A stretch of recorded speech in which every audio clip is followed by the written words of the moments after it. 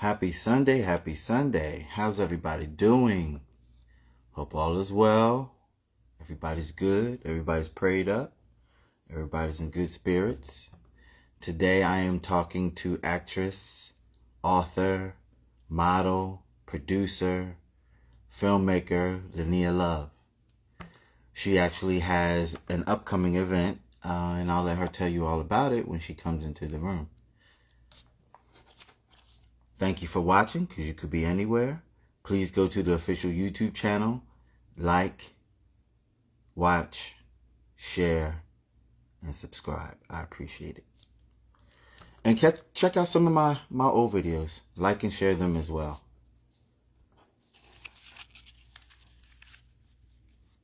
Miss Lady just walked into the room.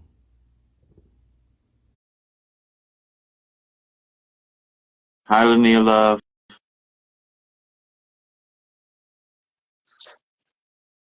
Hello.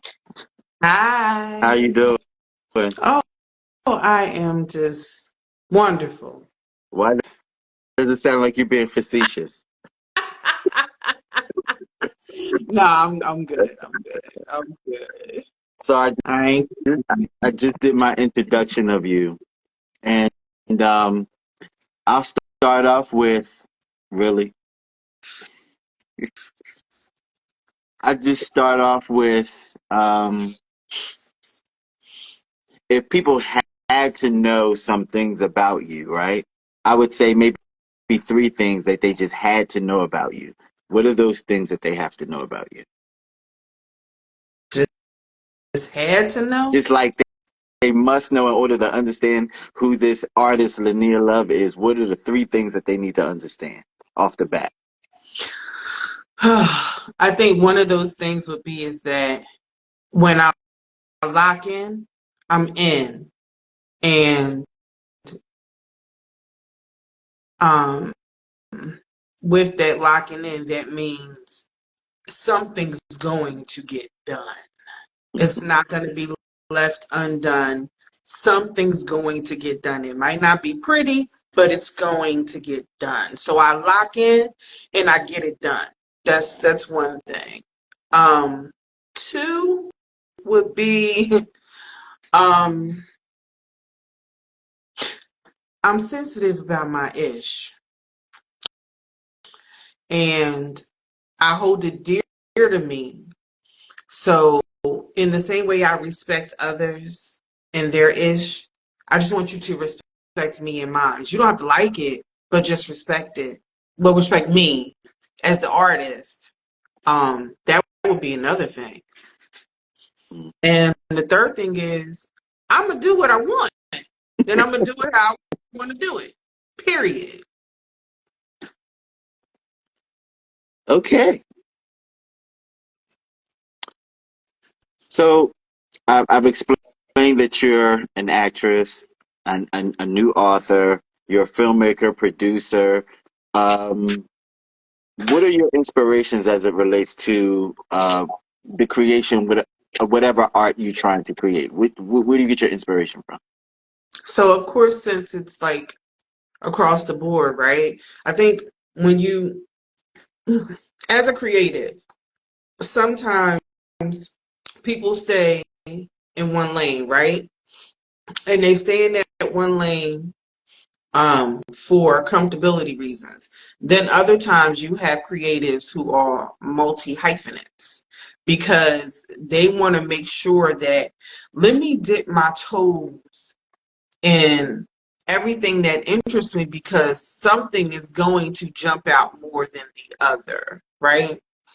Um, I think that for me, when I started in this, I started as an actor. I love acting, I love performing, and that has always been my passion. And here we are, fast forward, many years later. I still love acting; it's still a passion. But when I decided to step into the realm of creating my own because of frustrations and disappointments, I found a new love and passion in producing that I had never even thought about before. And that did something for me. It did something for me and to me that made me sit back and be like, the only person stopping you is you, nobody else. And if you feel like there's something that you want to do, the worst thing you can do is not try to do it.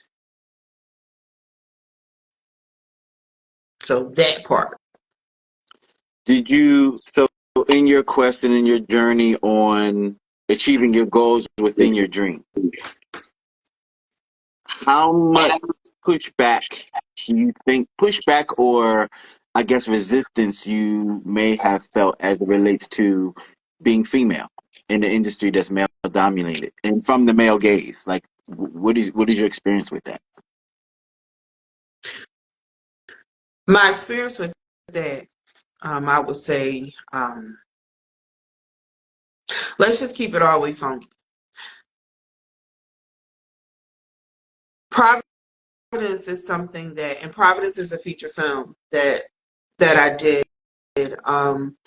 and I trusted someone, and in that trust, I was green in the producer section in the beginning of all this, and how everything worked. And that's why it's important for creatives, especially if you're an actor and you want to start venturing behind, to know how it works, how the machine works behind that camera. If you're looking to step behind that camera and do more, I don't care what it is. But what I'm going through with Providence left a very bad taste in my mouth. And it's still there. And as I mentioned before, um, as many times as I've been aggravated and disappointed and upset, I can't give up on that at least having a larger platform to be shown, because that was created off of blood, sweat, and tears, and me fighting to prove to myself, not to anybody else, that I could do it. And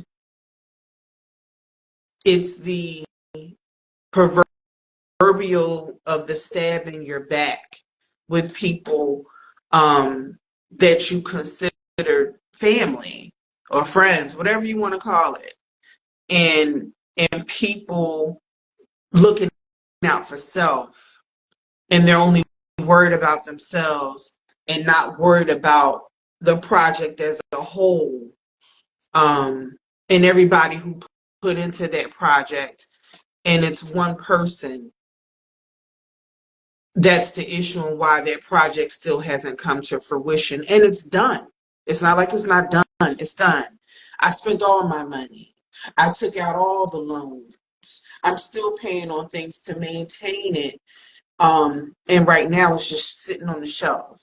And it's far overdue, for it to just be seen. And I never expected to make money from this.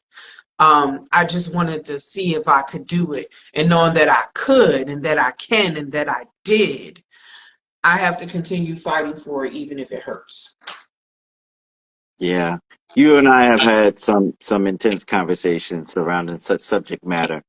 And one one of the people that I thought that could really talk to you, especially coming from a female perspective, was our sister Nikki Gilbert, and we actually met up with Sister Nikki, and I just thought that you two having that conversation about ownership and being both artists in the creative space and owning your stuff, I thought that that would be really cathartic for you to have that conversation with her, and it was nice to see two women come together in the strength of support doing that for each other.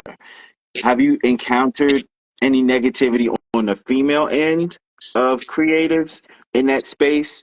Like, are women as backstabby and as jungle-ish? You know what? I think it's just, of course, when you're dealing with people, you never know, right? Mm-hmm. Um, but it's different. Like, it's different when it comes to men, and it's different when it comes to women. Mm. It's it's the I don't know if I want to say the tone and the vibe that you get, Mm. you know, from either side, because it always has the same result when people are in their selfish stages, but it's different. I think that of course females can be more calculated, Mm. and more conniving in how they weave webs. For me, I don't, nothing jumps out female wise for me right now, and I'm knocking on wood, and plus my eyes are open Yeah. right now, Yeah. and my tolerance is not even this.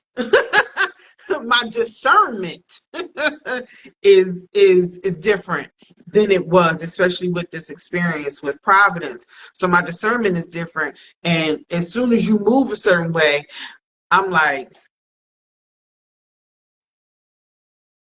as soon as you say something cross, I'm like, and then I'm gonna back out like Meg and Peter from Family Guy. You know, because you and I both know, you know, we've been navigating this space, right? And it really is important to build relationships, right? And in building those relationships, I know you, right? And you know me. We're coming from a genuine, authentic, loving space. We don't know how other people are coming in. This is true.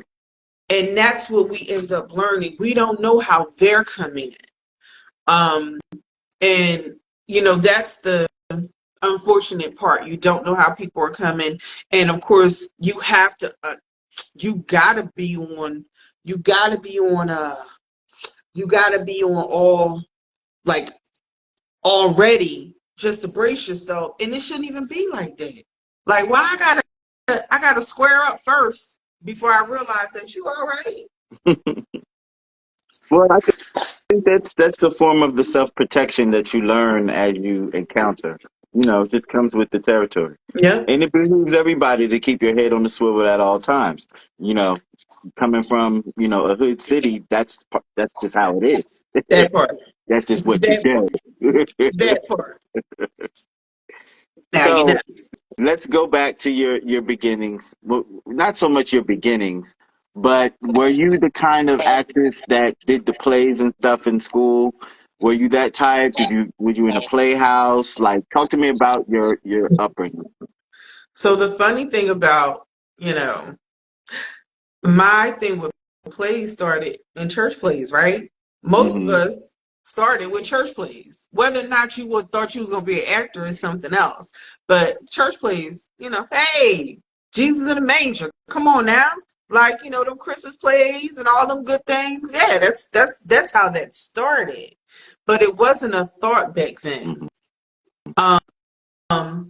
Bypass elementary and middle school, there was a little doo-doo-doo in high school, but then it was like, no, it really didn't happen. Like, oh, you know what?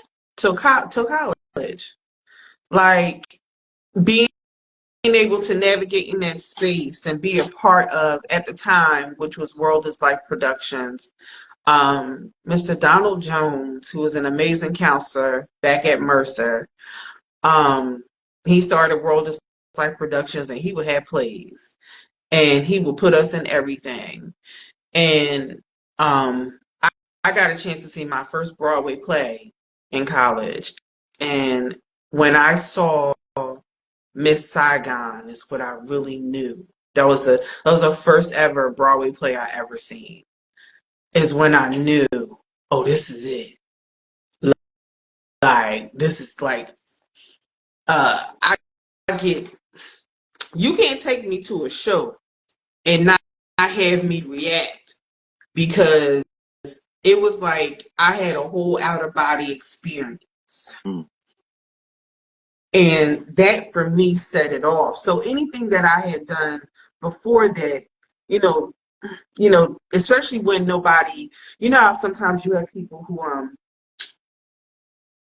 they help to mold you into whatever, like these momagers and Mm-hmm. stuff. They see something like that's not what I had, you know Mm-hmm. what I mean? So, of course, I was a young mother. So, um, trying to figure it out while trying to be a young mother, I think that's part of the reason why, there were like these mini gaps.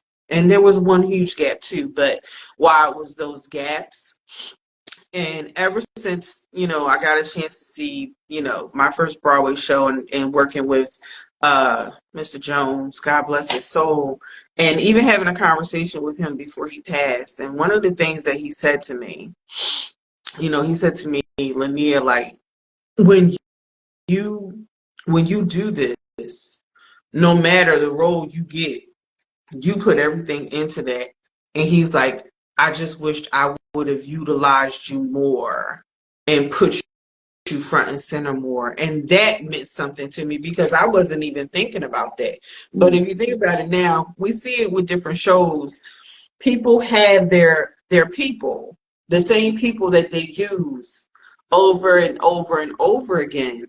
Um, um, which would be, I guess, considered your bankables, your bankables, and But when he told me that did something to me and for me, that said to me, I'm going. This is what I'm going to do, and in the beginning, it was like I'm trying to, follow how other people are doing it, even though I really didn't have a roadmap. I'm doing auditions, I'm going to casting calls, which was like the equivalent of cattle calls.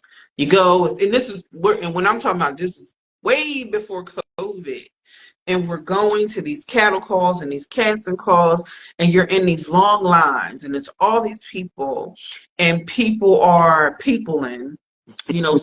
Some will try to sabotage you and talk you out your game and that, and it was a lot. And doing that, I, I've heard some interesting things, going to the casting calls and auditions, and I think that anybody else, the spirit would have been completely broken. Like, you're not pretty enough, you're not small enough, you're not light enough, like you're just not enough. Yeah. And I've heard those things. Yeah. I've heard those things. I had my heart And broken on an audition once for that very reason. Yeah. but for someone to even say that um to you in that manner, like I'm coming out to audition for something and you tell me I'm not pretty enough, that didn't make sense to me because you start holding it, you start wearing it. Not that you wanted to, but you start wearing it. And I would feel it and I would still push through. I would feel it and I would still push through. I would get discouraged. I would push through. And you know how many times I've said, I ain't doing this no more because I'm about to cut somebody out. I'm about to cut somebody smooth out. And, there have been people in my life who have talked to me off the ledge way before you. Have talked to me off the ledge of not cussing people out and not not stepping away, just keep pushing at it, keep digging, keep going. But the last time I was like, nah, I'm not doing this no more. Um, uh, TC Caldwell, and I've known him for over 20 years. He was one of the people I talked to. TC been doing this for a long time.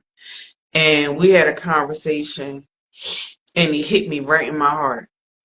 And, and that conversation, because I was crying and everything. And I don't even like to cry. Messes with my gangster. And it hit me.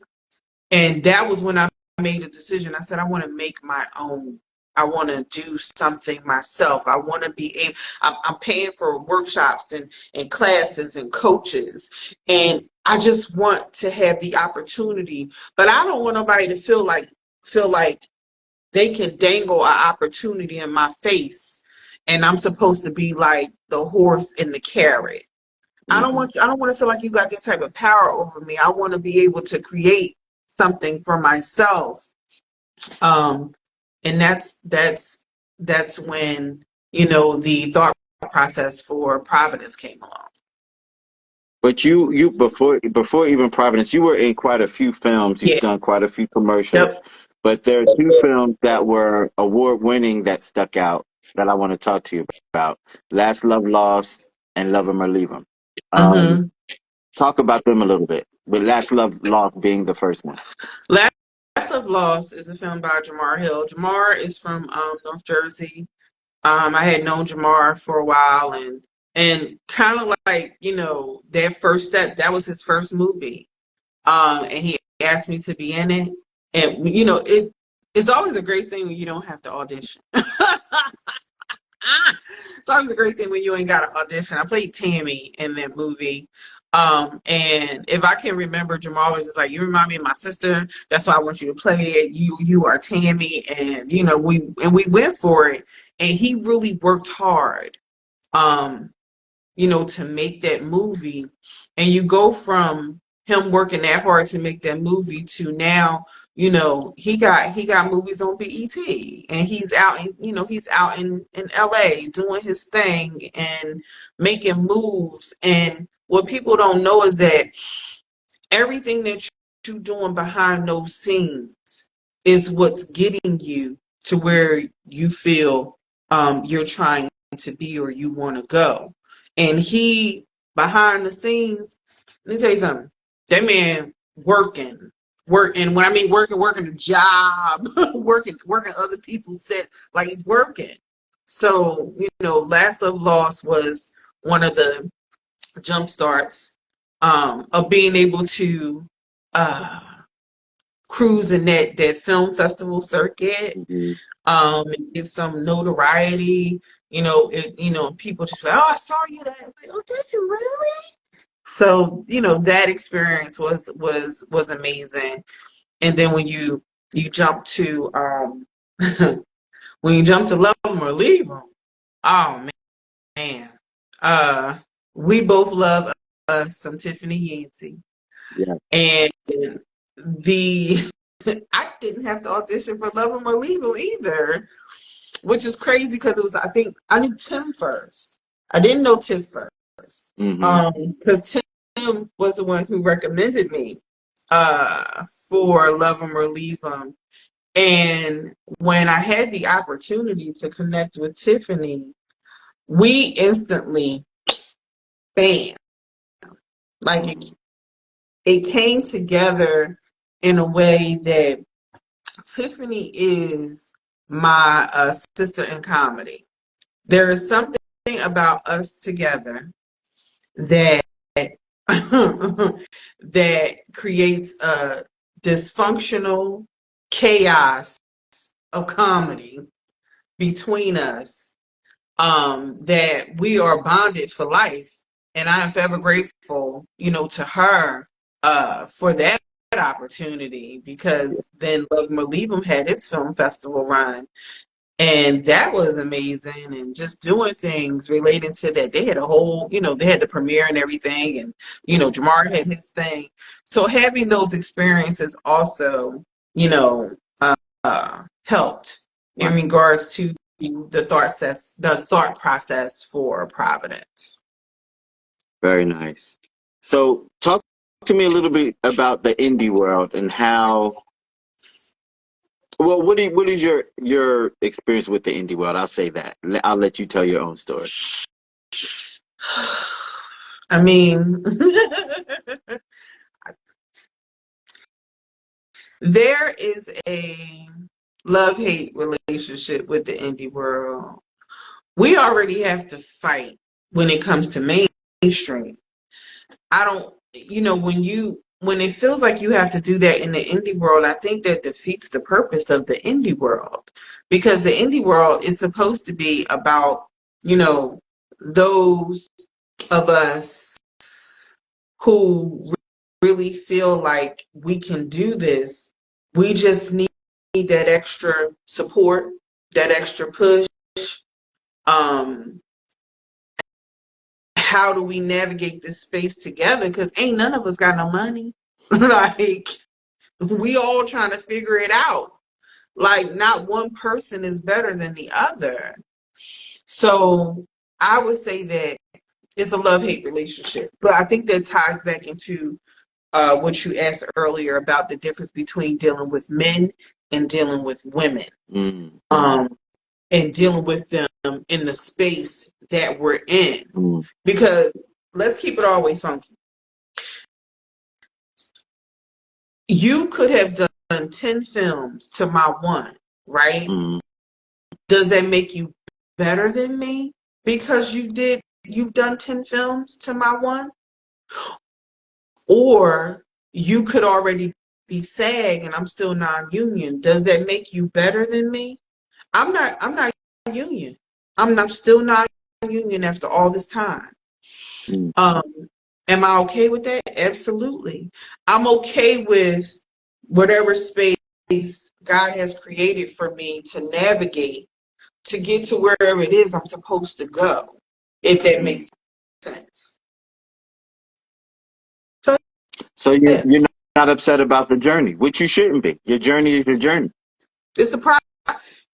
How do you go through something without the process and the journey? That's where you find your je ne sais quoi. You find your jizz, your yin and your yang. If I didn't go through the process, then I would have missed all the lessons that I needed to learn. And that's part of the issue with people. You go through something, and sometimes people don't even learn the lesson that they were supposed to learn, because guess what? They end up and the same thing happens again. That means you didn't learn.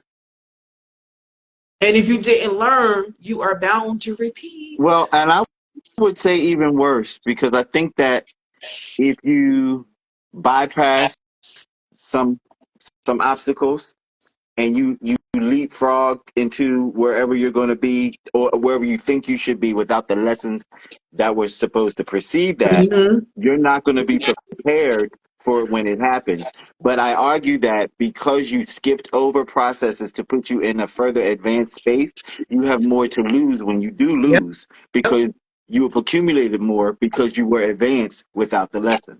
I know Yep. equated to like playing Donkey Kong. You know, you have to get coins and keys, and Mm-hmm. you say you're just trying to Yep. get through and you're just trying to make it to the next level. Well, when you Yep. get there, you gotta realize that you need the keys and the coins to do the activities that are on that level. Yep. If you don't do it, then you're just on that level with nothing to defend Nothing. yourself. Nothing. So so Thanos would not have been able to destroy the Avengers if he didn't have all the Infinity Stones. There's levels to this. Yeah. It's levels to this. And I don't want to miss any steps, because me personally, I'm taking all of it in.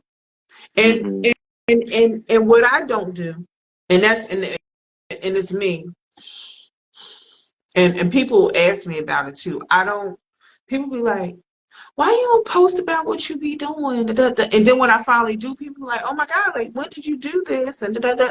And I be like, I just don't. And I'm not, it's me. It's me. I post when I'm ready. I'm not posting for anybody else. I post when I'm ready to share. Yeah. And if I feel like sharing, I may never share. Like I did some like VTech type stuff, with the kids last year. And when we do these things, they don't even let us know when they release them. But Yeah. once they are released, it's like I just saw one that I did back in November. I'm like, and all I did was like, oh, let me see what they got on their page. I'm like, oh, it's there. I never knew. You know what I mean? Like I want all my lessons, because that helps me in my journey. journey, my lessons, and what I'm supposed to learn, and how I'm supposed to deal with people, Right. and how I'm supposed to deal within the system and the confines of what I'm working with. That's all. Yeah. So you've also done work in the radio and podcast field. You want to talk about that a little bit? I love radio and podcasting. I really do. I really do. Happy hour with Chase was a one of my starting points, which was, it seems like years ago. I've done some other stuff in between for other people, but you and I, we both do the Stephen Knight show when our schedules permit. And I did the Create Some Ish podcast during COVID, which I'm working on bringing back. Um, and that's all me. I think sometimes when it's all you pussyfoot a little bit more, because I know that conversations with Chike Evans, somebody was dilly dallying early on, but you got to put some fire under people, Yeah, but you life know. also too, when you speak about certain working actors, we work. It's not like the show business is our only business. We have Yeah. other businesses. Some of us are entrepreneurs. Some of us, we have interest in other people's companies. So life be life. And you got to fit it in where you fit it in. But and this is the thing in talking about creating some ish. Part of that thing when you're an artist, you get this drive and this welling up on the inside that you need to do something. And it Yeah. becomes this nagging big ball Hmm. of energy that you have to get rid of, and you Yep. have to create something. Yep. And you create some ish. Talk about that. So Create Some Ish came along during COVID. Now what how that happened was, well, during COVID, I was working like my regular job, and I was the only one that had to be in the office. Everybody else got to work from home. I took full advantage of that. And being in that office by myself, I took full advantage of it. And it was just like we didn't know what was going on with COVID. It was just an uncertain time, and you know, I just wanted to talk. You know what I mean? I just wanted to talk to people, and I just wanted people to know that like you're not alone. We're in this together, whether you're close or whether you're far. Like at that time, that's what people needed. That's Hmm. what we all needed. Hmm. We're all like, what is this? We don't understand what's going on right now. And Create Some Ish came along, and it was like one of those things like, I want to be able to talk to people. So I lie to you not. Starting the Create Some Ish podcast back then was easier than it is trying to bring it back now. Mm. And I think because there was that there, there was that uncertainty that was happening, Yeah. where it just said, just do it. But that's what it is to be a creative. You have to just do it. If there's something in you, right? And sometimes some things are stronger than others. So for me, there are things in me that the universe will not let me shake. And to me that signifies that means you need to do it and stop putting it off. Um, so when I came up with that podcast, I told me, you talk to people, we're gonna have a good time, nothing crazy, no stress. Like we just want to talk. I'm gonna talk. That's it. From the podcast is when I was like, I I think I want to write a book. I've never written a book before. I don't know where that came from. Universe, what you doing? Hold on, pause. I don't know what's going on right now. And I'm like, I want to do the book. So during COVID, I started to, put the book together. And it was kind of easy because, I be doing brain dumps. Do-do-do-do-do, stuff going on in here. I record on my phone or I write something down, I put a post-it somewhere, and I had already had material. Without even realizing I already had material. I just needed to figure out how to put it together. So one of the people, once I got everything together, because I knew nothing about formatting and all that. Oh, well, you gonna put it on Amazon? You want hard copies? Oh, son, you talking too fast. I don't understand what you're saying right now. But I navigated that space on my own during that time, and the one thing I never do, I never allow myself to celebrate these wins. That's a win. Creating a podcast, that's a win. Doing a book, that was a win. And when I did the first book, it was Create Some Ish, a guide to finding your passion and your purpose. Did the whole publishing thing, self-publishing and everything. People bought copies and people supported. Cool. And then it was like, fast forward, when I got ready to leave that job, I was like, I want to redo the book because now I know more now. I know different things now. Mm-hmm. And, that first book cover, I'm all sultry and, you know what I mean? Like, I got the come hither look. I look kind of mean, And so it's like, I was looking at other books and I'm like, yeah, I probably should change this and do something different. And now we have Create Some Ish, a guide to rebrand, a guide to creating without fear. And now I done delved into doing brand shoots. You know what I mean? And y'all got me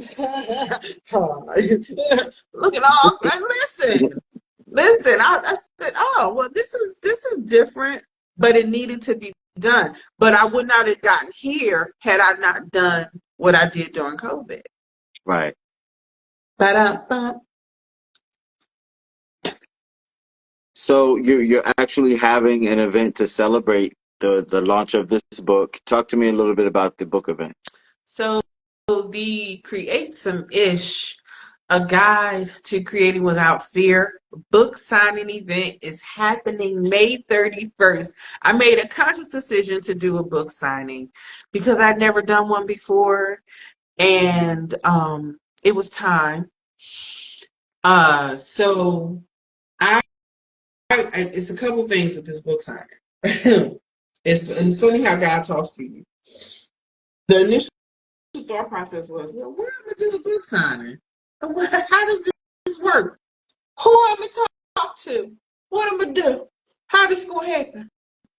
I went through all those emotions, and I'm talking to the universe. Hey, wait a minute now. Now you know I ain't working no more. Wait a minute, because I done stepped out on faith. I done left corporate America. How is this gonna happen? You need money for this type of stuff.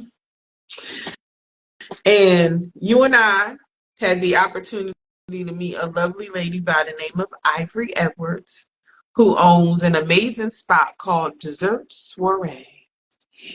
And I was driving somewhere and I'm talking to myself in the car, which I do a lot. Don't judge me. And I'm like, where am I going to? Let me ask Ivory, because Ivory be having stuff in her place. But you know what? I gotta look, I'm going to go see her. I went to go see her. God was like, go. And I went to go see her. And I said, Ivory. And every time I go in here, I'd be like, hey, best friend. And I said, Ivory, I'm thinking about doing a book signing. And she was like, when we doing it? That was it. And I was like, oh my God. I need to, this is it. So we are having this book signing at Ivory's Place in Morristown Mall. And she has a cute dessert spot. She makes amazing desserts, and it's coming along so wonderfully. I got to thank Sharif Campbell of Build Real 215 for doing my amazing flyer. My cousin Belinda Jackson, who is my event coordinator, for helping me. Chike knows I am so used to doing everything myself. Mm-hmm. This time, I've been able to do the part that I need to do, and my cousin Lynn has been doing everything else. And what she says to me all the time is, when the 31st comes, all I need for you to do is show up. And it's never happened before. And you know me, I'll be like, well, I need to, but I gotta, but wait, but I gotta do this. And I need, no, no, no, no, no. We have our meetings, and it's amazing how I'm watching her excitement for for for me, and that's the excitement that I want to get, and that I owe to everybody that was involved with Providence for everything that they helped put in. So with the book signing, it's from 1 to 3, Morristown Mall. It's inside the mall, Dessert Soiree. It's inside the mall next to Auntie Anne's. And we're going to have a good time. We'll have some chill music. You can purchase desserts from Ivory. Come on, buy a book. Come on down and buy a book. I'm going to sign the book. We're going to take some pictures. We got some raffles. And, that 2 hours is going to go so quick, but I'm so looking forward to it. And I know me, that excitement for me won't hit until the day of, but I'm ready and I can't wait. Good. You deserve it. And I think that we should celebrate ourselves more often. There are times when we desire or we covet things, right? And we may put them in the universe, we may pray for them, but I'm going to speak for myself. I do know that there's a profound difference from the asking or praying to the actually receiving, because then there's that thing of, oh, it's really here. Is this really happening? Is it really for Mm-hmm. me? And then that whole imposter syndrome thing may take place, Yep. right? So it's kind of hard to have all that going on and then relish in the moment, like to Yep. just give in. You can't see it for what it is. So I'm Mm-hmm. glad that you are actually in a space now where you can actually receive and be aware of everything that's happening around you and absorb it, because you Yep. deserve it. Yeah. Yeah. Yeah. I never celebrate myself, and that's something that I'm working on. I'm really working on it. Working on it because it's important. Because I think what happens is sometimes we just be like, all right, I'm doing this, I'm doing this. All right, it's done. Then I'm on to the next thing. But is that, but have you recognized and acknowledged that God got you to it and through it? Mm-hmm. And that's the part. I don't want God to think that I'm ungrateful. Right. Right. Um, because I'm very much grateful. Because you got me to this point. I done cried about it, I done screamed about it, I done yelled about it, I done prayed about it, I went through all of that. And for me to not acknowledge that I got there, I think that's a slap in the face. And I don't want to do that anymore, because I was doing it before. And for quiet as kept, I feel like I was doing it before in order to appease other people and make them comfortable. Mm. Let's not talk. We just had this conversation yesterday. Let's not do that. Let's not do that.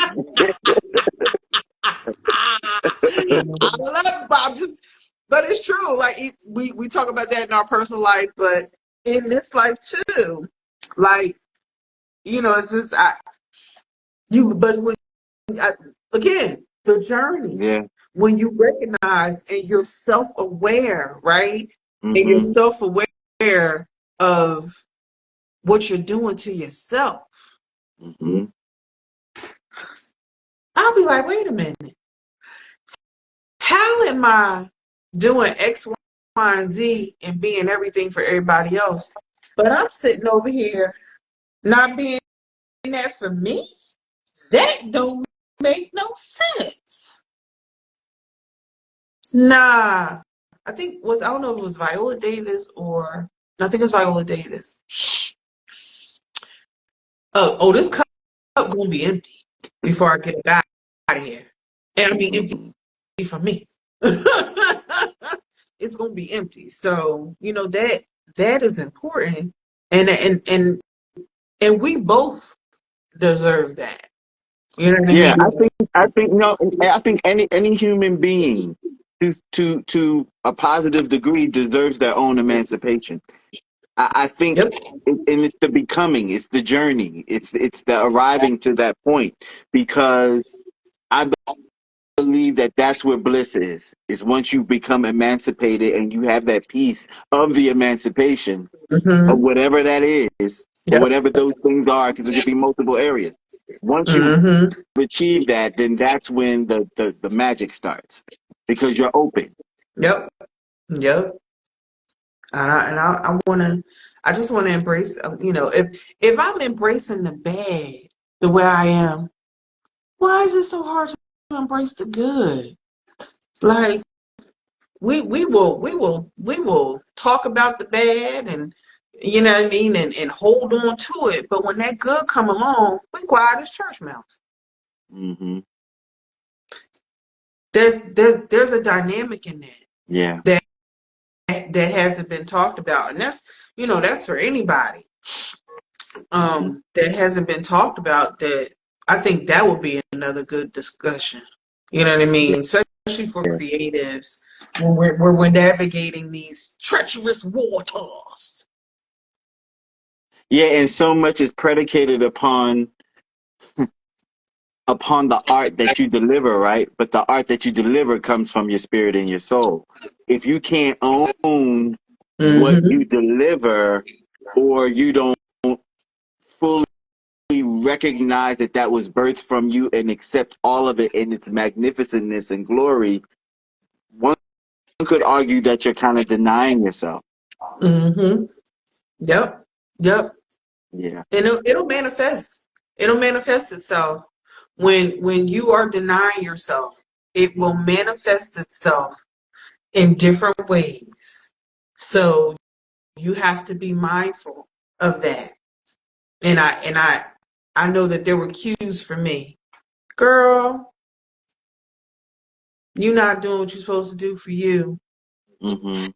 Fix it. Mm-hmm. So again, the journey. I'm cool with the journey. Yeah, I mean, and you're gonna, if you expect to not have any bumps and bruises along this thing, then you are in Delulu land. Mm. I'm expecting the bumps and the bruises. That's what I'm expecting. Um, because those are the things that's gonna help me through. They're gonna help me force through. Because then when I get to one of those pockets of sunshine, I can just bask in the sun. In that moment, I feel like now we're in a space to where people really, really miss moments. Yeah.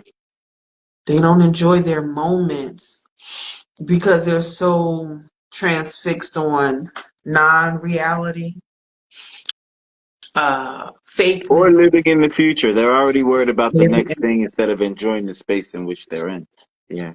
I'm here, I'm right now, and I can't worry about the future um in that aspect. Like, you know what I mean? Like I gotta I, as I say, my one of my mantras is every day you wake up, you get to start over. If something doesn't work out the first time, right?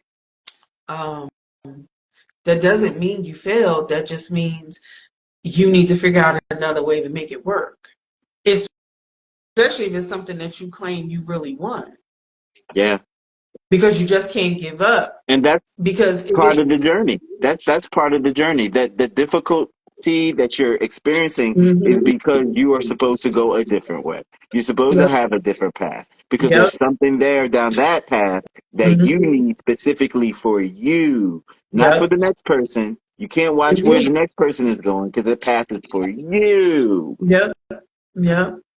gotta you gotta just take the reins, man, and go with it. But you just can't let it carry you away. Cause I know sometimes we get into our funks, but at some point we dig our way out of them. But sometimes people really do get stuck. But I think that the comfort for them is in being stuck in that victimhood of woe is me. Instead of just saying, ha, whatever. Especially if it's familiar. If it's familiar, people like familiar grounds. Yeah. Yeah. So I'm embracing new things, you know what I mean? Like as far as like, you know what, Linnea? You do deserve it. You are worth it. You are enough. And, you know, that's one of the things that, I talk about in the book, with some of the experiences that I've had and the thought processes that I've had. Um, this ain't about nobody else. This is about me. And, you know, and I'm giving it to you the only way that I know how. Without no pump and circumstance and no show and no I ain't flashy, none of that. I'm giving it to you how I am. And, the same way I snatched that wig off when you first met me is the same thing I would do now if I still had a wig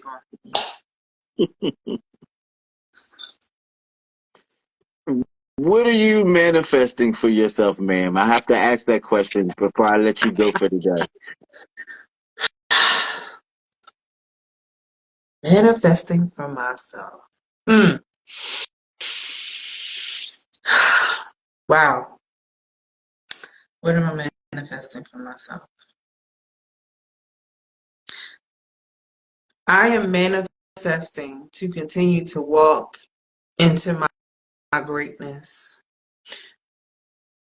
no matter what the obstacles are, and knowing that I'm walking into what my passion and my purpose is and what I was divinely created for in this world and how I should move and deal with people, and love on people and and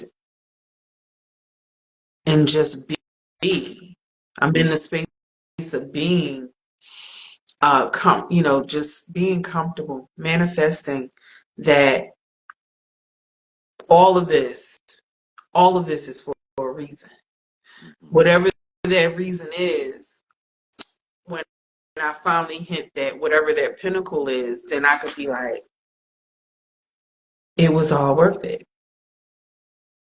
And I'm good. Right. Now we can fly off to Greece and go vacation because we got this money in the bank. Where can people follow you and keep up with you?